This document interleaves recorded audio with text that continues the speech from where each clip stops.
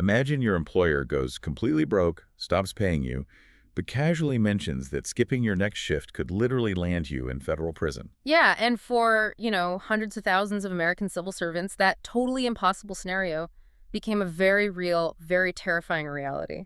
Welcome to today's deep dive.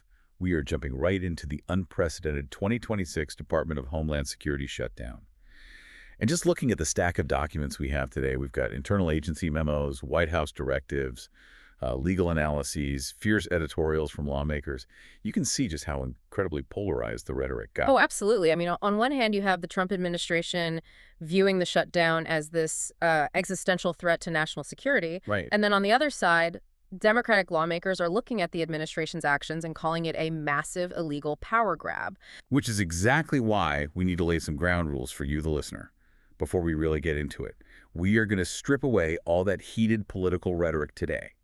We aren't taking sides. Our mission is just to look at the raw mechanics of what actually happened in the source material. Exactly. We want to unpack how a pretty standard congressional disagreement over funding just totally mutated into this massive constitutional battle over, well, presidential emergency powers, budget laws, and the fundamental rights of workers.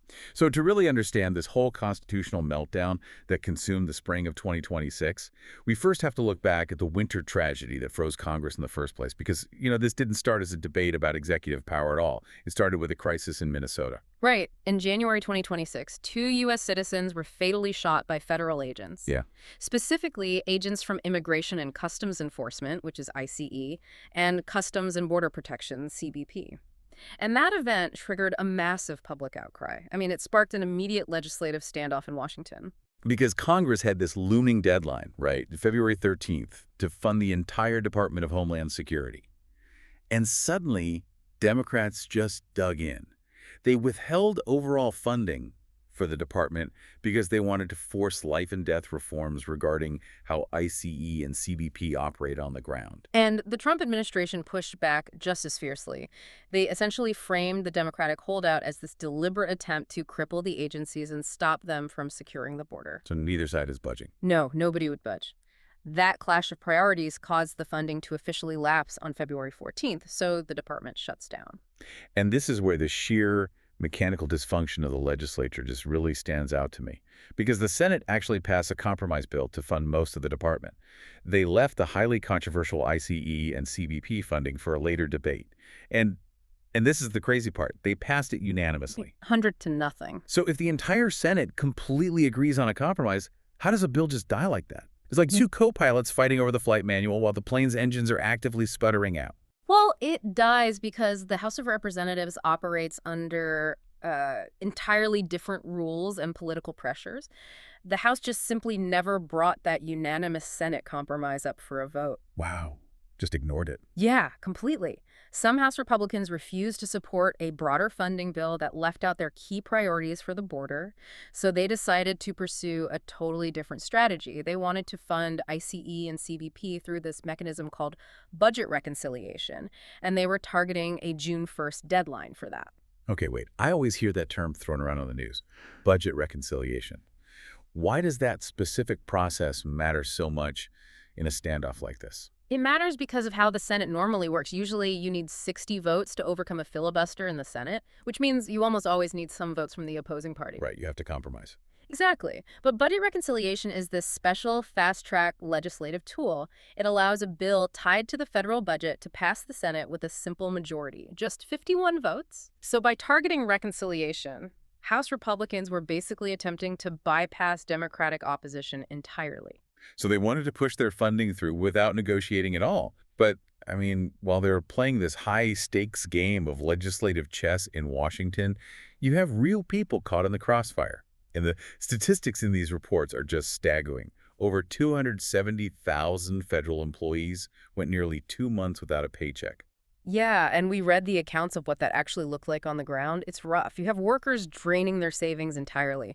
Families trying to live off their tax refunds. I saw the part about employees creating makeshift food pantries in their office break rooms just to keep their coworkers fed. Right. And to make morale even worse, the whole situation created this bitter two-tier system inside the agencies. Because some people were still getting paid, right? Exactly. Certain workers, mostly in ICE and CBP, were still getting their checks. Their positions were funded by fees or through this separate law called the One Big Beautiful Bill Act. So you have officers getting paid, while the support staff, the people processing the payroll, doing the admin work, literally keeping the lights on, they went completely unpaid. The tension inside those buildings must have been just palpable. So Congress remains completely deadlocked going into the spring. And then, in early April, the executive branch steps in with a huge move. Yeah, on April 3rd, President Trump issues an emergency memorandum. He officially declares the lack of pay an emergency situation compromising the nation's security. And the mechanics of this memo are wild to me. It directed the Department of Homeland Security and the Office of Management and Budget to look around and use previously appropriated available funds. Yep. The only requirement was that these funds had to have a, quote, reasonable and logical nexus. Basically just a logical connection to Homeland Security functions. Right, and they used that money to immediately issue back pay. By early April, about 35,000 workers suddenly start receiving missing paychecks. Which, as you can imagine, immediately sparks a massive legal debate. But let's push on that for a second because I want to make sure I'm picturing this right. If these so-called available funds were just sitting there all along, and they had a logical connection to the department, why weren't they used on day one of the shutdown back on February 14th? That is the big question. I mean, how does an administration just suddenly find money when Congress hasn't formally appropriated it for payroll? So the best way to understand this is to think of government funding as a series of locked buckets. When Congress authorizes money, they place it into very specific buckets with very specific labels. Okay. You have a bucket for office supplies, you have a bucket for vehicle maintenance, you have a bucket for employee payroll. Makes sense. Under normal rules, you absolutely cannot move money from the vehicle maintenance bucket into the payroll bucket without Congress passing a new law to unlock it. So the president's memo basically just picked the locks. Yeah, pretty much. The administration argued that declaring a national security emergency gave them the legal authority to tip over some of those other buckets and pour that money directly into payroll. Wow.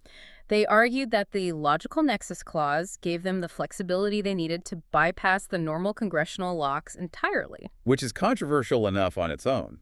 But the emergency directive didn't just issue paychecks. It fundamentally changed who was allowed to be in the building. I mean, it tore up the traditional rule book of how a government shutdown even operates. It really did.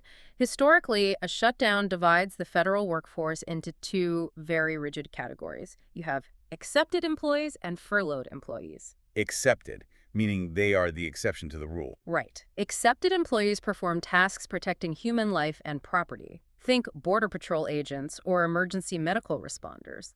They are legally forced to work during a shutdown, even without immediate pay. And everyone else. Everyone else is furloughed, they are sent home, and they are legally banned from doing any work whatsoever. I mean, you can't even check your work email. But the April 3rd memo completely flips that dynamic. Right. The department used those newly unlocked bucket funds to order thousands of non-essential, furloughed employees to come back to the office. Right. We are talking about federal emergency management agency staff, cybersecurity personnel, human resources departments. They brought them back in a brand new category called an exempt status. And this is key. This was not a polite request to come back. Internal emails obtained by reporters show management actively warning these recalled workers that failing to report for duty could result in administrative or disciplinary action. It's like a massive corporation officially filing for bankruptcy, locking the front doors, but the CEO forces everyone to climb in through a window, promises to pay them out of the petty cash drawer,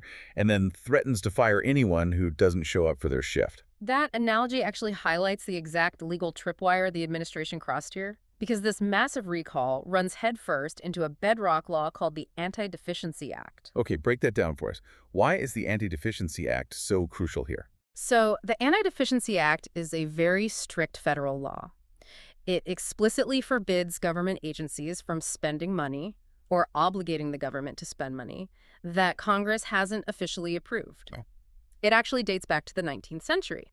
Back then, military departments would intentionally spend their entire annual budget in the first, 9 months of the year. Oh, I see where this is going. Right. Then they would go to Congress and say, we are completely out of money, you have to give us more, or the Army starves.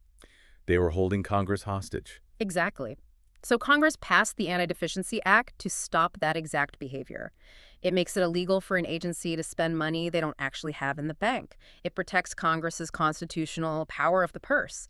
And if you violate it, you can face serious administrative penalties or even criminal charges. So by recalling thousands of people and promising to pay them with this emergency bucket of funds, they were testing the absolute limits of that law.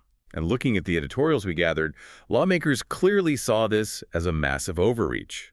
Like, Representative James Walkinshaw published this scathing piece targeting the director of the Office of Management and Budget, Russ Vought. Walkinshaw labeled Vaught's actions a totally illegal power grab, but he also highlighted a much darker motive alleged by critics. Vought actually directed agencies to consider reductions in force for programs where the funding had lapsed. And just to clarify, reductions in force is just bureaucratic speak for mass firings and layoffs, right? Yeah, mass layoffs. Critics argued the administration was essentially weaponizing the shutdown. They claimed the White House was using a temporary funding gap as an excuse to push through a massive permanent workforce reduction agenda. Oh, wow. Yeah, many sources tied this to Project 2025, which is a conservative blueprint for reshaping the federal government. The accusation was basically that they were coercing agencies into permanently shrinking their civil service staff under the cover of a temporary crisis. Which just creates a completely chaotic environment for the actual workers on the ground. Think about the real-world impact on something like disaster response. Say FEMA is prepping for hurricane season.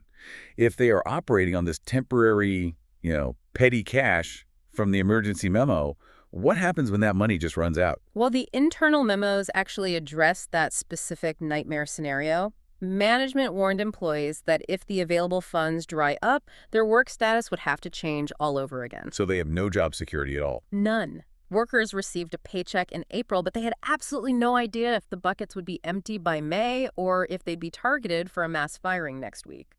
Which brings us to the wildest part of this entire deep dive.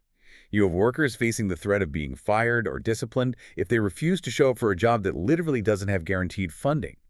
Does forcing federal employees to work without a guaranteed paycheck violate the constitutional ban on slavery?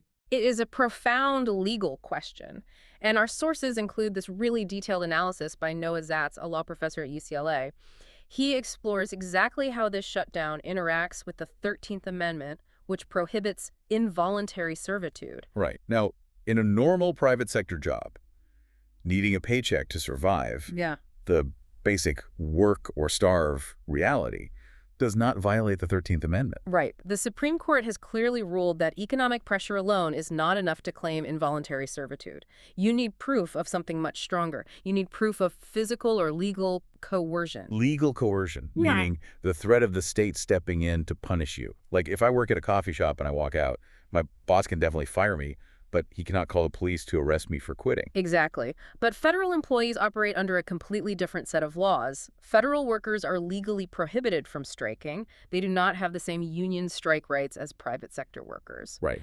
Participating in a strike against the United States government is a literal federal crime. It is punishable by mandatory termination and potentially actual imprisonment. Okay, let's follow the logic here because this is wild.